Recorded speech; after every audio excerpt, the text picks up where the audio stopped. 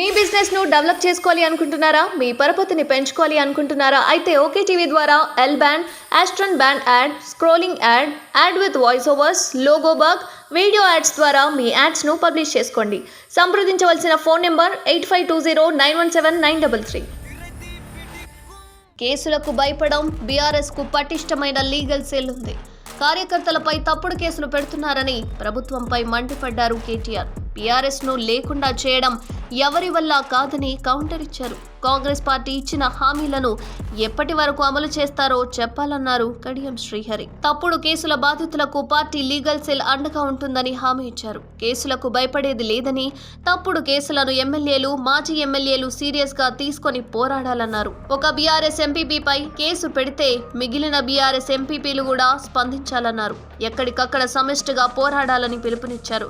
కేసుల తీవ్రతను బట్టి రాష్ట్ర నాయకత్వం స్పందిస్తుందన్నారు కేటీఆర్. మరోవైపు అసెంబ్లీ ఫలితాలతో డీలా పడ్డ శ్రేణులను ఉత్తేజపరిచే ప్రయత్నం చేస్తోంది బీఆర్ఎస్ హైకమాండ్. అసెంబ్లీ ఎన్నికల ఫలితాలను పక్కన పెట్టి పార్లమెంట్ ఎన్నికలపై దృష్టి పెట్టి విజయం దిశగా పనిచేయాలని దిశానిర్దేశం చేస్తున్నారు అగ్రనాయకులు. బీఆర్ఎస్ ను ప్రజలు పూర్తిగా తిరస్కరించలేదని విషయం గుర్తుంచుకొని ముందుకు సాగాలన్నారు కేటీఆర్. ప్రజలను వంచాలనుకుంటున్న కాంగ్రెస్ పార్టీకి సినిమా ఇంకా మొదలు కాలేదు, అస్సలు సినిమా ముందుందని హెచ్చరించారు. తెలంగాణ అభివృద్ధి కోసం కేసీఆర్ తన రక్తాన్ని రంగరించి చెమటను దారపోసి వికాసం వైపు మళ్లించారని గుర్తు చేశారు. ఇప్పుడొచ్చిన కాంగ్రెస్ తప్పుడు ఆరోపణలు చేస్తే గట్టిగా తిప్పికొట్టాలని పార్టీ శ్రేణులకు దిశానిర్దేశం చేశారు కేటీఆర్. లోక్సభ ఎన్నికలపై బీఆర్ఎస్ పార్టీ స్పెషల్ ఫోకస్ పెట్టింది. పార్లమెంట్ సెగ్మెంట్ల వారీగా ముఖ్య నేతలతో ప్రతిరోజు సమావేశాలు జరుపుతోంది. పార్టీ వర్కింగ్ ప్రెసిడెంట్ కేటీఆర్ అధ్యక్షతన హైదరాబాద్లోని తెలంగాణ భవన్లో ఈ సమీక్షలు కొనసాగుతున్నాయి. వరంగల్ లోక్సభ సెగ్మెంట్లో అనుసరించాల్సిన వ్యూహంపై వర్కింగ్ ప్రెసిడెంట్ కేటీఆర్ దిశానిర్దేశం చేస్తున్నారు. చిన్న పొరపాట్ల వల్ల అధికారం కోల్పోయామన్నారు. Station Ghanpur BRS MLA Kadiyam Srihari అన్ని అంశాలపై సమీక్ష చేసుకుని ముందుకు సాగుతామన్నారు. కాంగ్రెస్ పార్టీ ఇచ్చిన 420 హామీలను ఎప్పటి వరకు అమలు చేస్తారో చెప్పాలని డిమాండ్ చేశారు. ఎంసీహెచ్ఆర్డీలో సీఎం రేవంత్ రెడ్డి ఉమ్మడి జిల్లాల వారీగా కాంగ్రెస్ నేతలతో సమీక్ష చేయడం సరికాదన్నారు కడియం శ్రీహరి. గతంలో ప్రగతి భవన్లో పార్టీ సమావేశాలు నిర్వహిస్తున్నామని ఫిర్యాదు చేశారని, ఇప్పుడు మీరెలా ఎంసీహెచ్ఆర్డీలో పార్టీ సమావేశాలు పెడతారని ప్రశ్నించారు. తెలంగాణ రాష్ట్రంలో అధికారంలోకి రావడానికి కాంగ్రెస్ పార్టీ ఆకాశమే అద్దుగా 420 హామీలు ఇచ్చింది. ఆ 420 హామీలను 6 గ్యారెంటీలను కలుపుకొని 420 హామీలను 100 రోజులలో అమలు చేయాలని మాత్రమే భారత రాష్ట్ర సమితి డిమాండ్ చేస్తున్నది. కాలయాపన చేయొద్దు అని కోరుతున్నది. కాలయాపన జరుగుతున్నట్టుగా ప్రజలందరికీ అర్థమవుతున్నది, మాకు కూడా అర్థమవుతున్నది.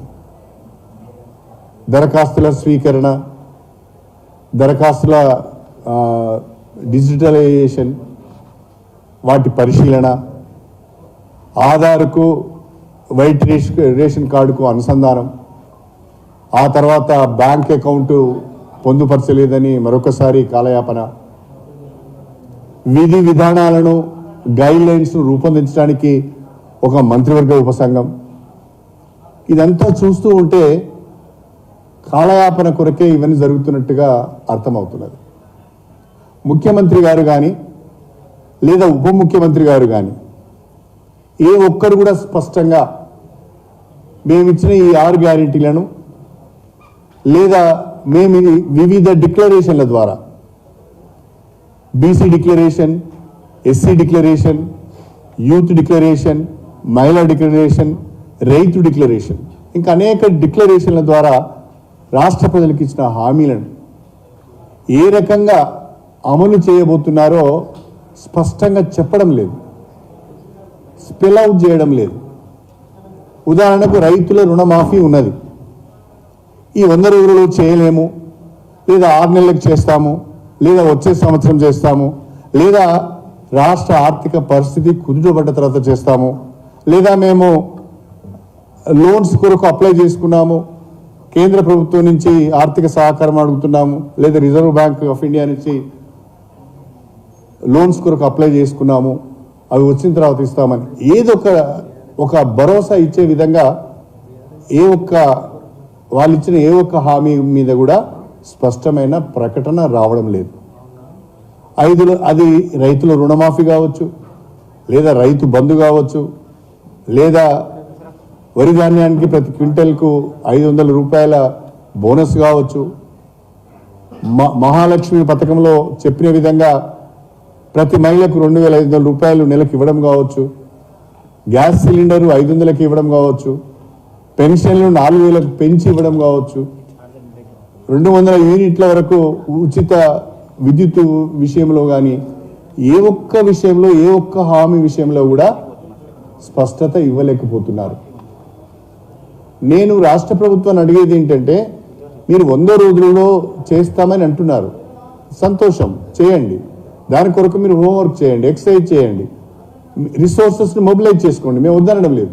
కానీ రాష్ట్ర ప్రజలకు ఒక నమ్మకం కలిగే విధంగా, రైతాంగానికి ఒక భరోసా లభించే విధంగా ఎప్పుడు చేస్తారు? కనీసము ఆ షెడ్యూల్ అన్న మీరు ఇస్తే బాగుంటుంది అనేది నా ఉద్దేశం, మా పార్టీ ఉద్దేశం. అది కూడా మీరు చెప్పడం లేదు. అంటే ఇవన్నీ చూస్తూ ఉంటే మీరు మెల్లగా ఈ హామీలన్నీ నెరవేర్చలేని పరిస్థితులలో కాలయాపన చేయటానికే ఎక్కువ ప్రాధాన్యత ఇస్తున్నట్టుగా కనిపిస్తున్నది. మొన్న ఏబిఎన్ ఛానల్లో ముఖ్యమంత్రి రేవంత్ రెడ్డి గారి ఇంటర్వ్యూ కూడా నేను చూశాను. ఆయన ఏమంటాడు, మేము తొందరపడుతున్నామని, అప్పుడే అధికారాన్ని కోల్పోయామనే అక్కస్తో మాట్లాడుతున్నామనే మాట ముఖ్యమంత్రి గారు మాట్లాడి తప్పించుకునే ప్రయత్నం చేస్తున్నాడు. ముఖ్యమంత్రి గారు డేట్స్ మేము చెప్పలే, లేదా హామీలు మేము ఇవ్వలే. హామీలు మీరు ఇచ్చారు. రాష్ట్ర ప్రజలకు 420 హామీలు మీరు ఇచ్చారు. మీ హామీలను ప్రజలు నమ్మారు, నమ్మి మీకు ఓట్లేసి గెలిపించారు. ఇప్పుడు మీ బాధ్యత ఏంటంటే, మీరు చెప్పిన విధంగా, ఎన్నికలు కాకముందు మీరు ప్రకటించిన విధంగా, మీరు తేదీలు ఫిక్స్ చేసిన విధంగా వాటిని అమలు చేయాలని మాత్రమే మేము డిమాండ్ చేస్తున్నాం.